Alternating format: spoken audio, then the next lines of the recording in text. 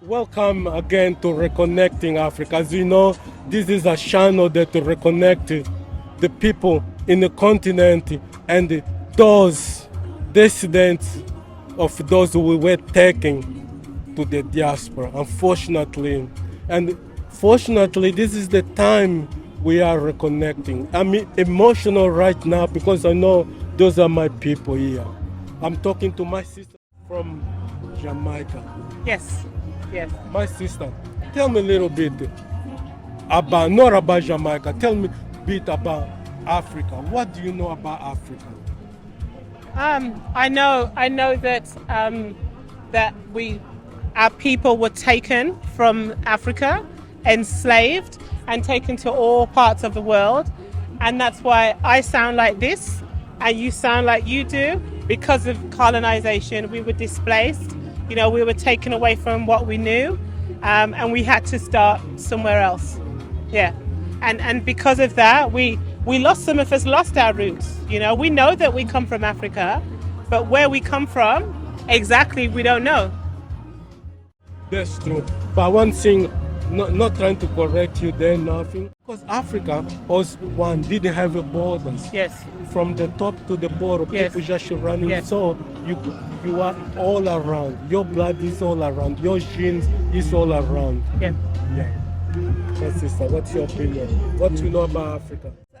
Yeah, so Africa is a country, well, Africa is a continent with many countries, and obviously lots of rich culture going back centuries. I don't think a lot of the Western world knows how many innovations and how much the Western world relies on our innovations and our culture, because we're very educated people and we have been going back from time. However, a lot of other cultures will say that our inventions and our innovations were actually their own when they're not. And I think this time we're in now, it's about, I guess, reclaiming that and getting our history known to our own people as well as to the others. Yeah. That's a really good point today. That's a really good point, my sister. One question.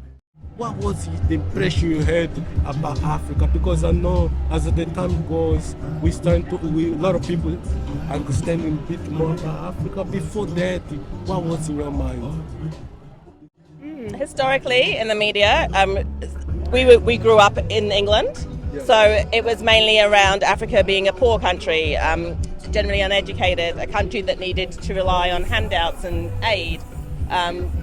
There wasn't a lot of advocacy. We didn't see that actually it was around maybe assisting people to uplift themselves. It was more help being given to them. That was the impression that I remember growing up, which is obviously very different to where we're at now and the things that we see in the media today. But obviously, if you don't take the time to learn and to find things out for yourself and, you know, look at history, then you won't know about that rich cultural history, and you will just have those images in your mind. Just another question. Have you been to Africa, or are you planning to go to Africa? I've been to the Gambia. Okay. Yes. Okay. What was your impression? I loved it. I loved it. Going to the Gambia was my first time going to Africa. Being in the UK, Gambia is quite close, not a long flight. Yeah. And I loved it. We are hoping to go to Ghana at Christmas this year. So that's our plan. That's our plan. Go. And when you went to Gambia, did you feel at home? Oh, absolutely. So we had some Gambian friends anyway. So although we stayed in the hotel, we went to the village and we got the proper true experience. Yes. Absolutely. Yeah.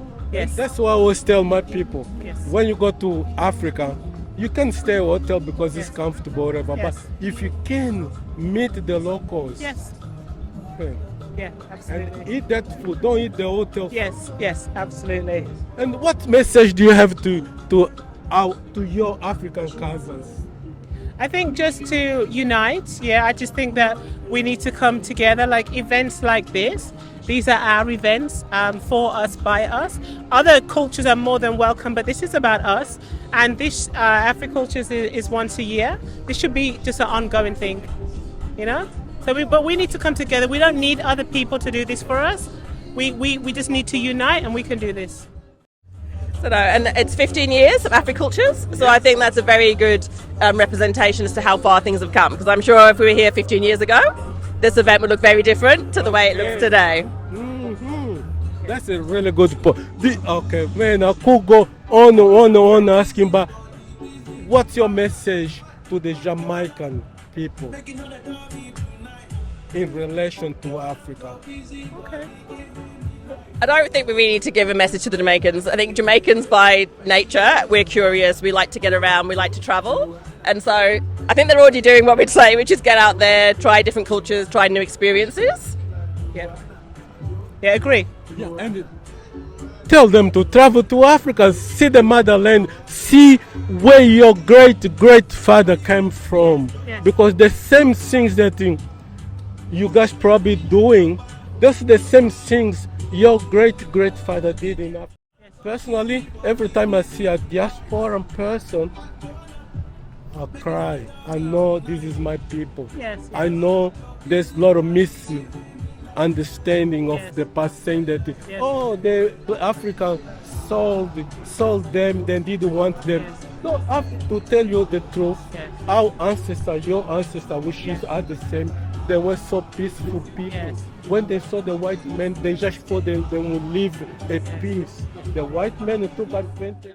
Any other thing you want to say before we go? Thank you so much anyway. Just thank you for this opportunity to talk and thank you for what you do as well. Thank you. Yeah. And thank you as well. And please organize more Jamaican things also. Yes, okay, so so we run a business called Jamaican Delight, authentic and traditional Jamaican food. Here in Sydney, New South Here in Wales. Sydney, look up us on Facebook or Instagram, Jamaican Delight. That's us. Yeah. Come and experience Thanks. Jamaican food. Jamaican food. Thank you, guys. Thank you, cameraman. This is reconnecting